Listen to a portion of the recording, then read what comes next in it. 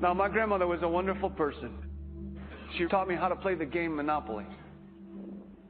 She understood that the name of the game is to acquire.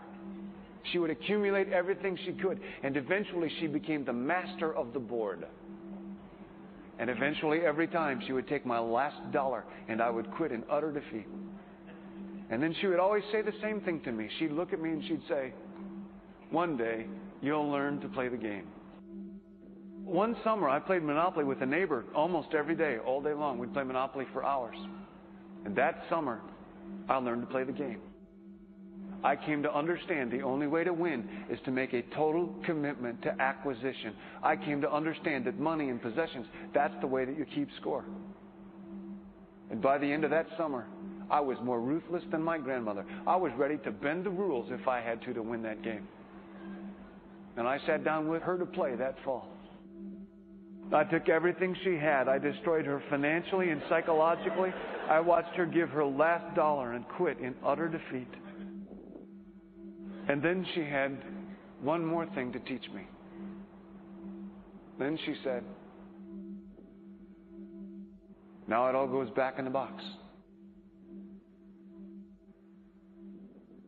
All those houses and hotels, all the railroads and utility companies, all that property and all that wonderful money.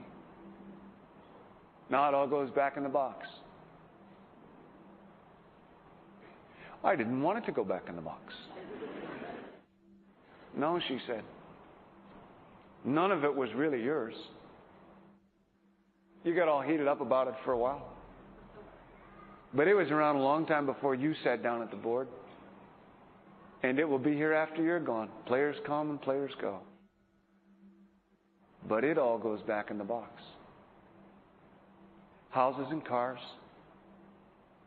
titles and clothes, filled barns, bulging portfolios, even your body. Because the fact is that everything I clutch and consume and hoard is going to go back in the box, and I'm going to lose it all. That's not much of an ROI on that.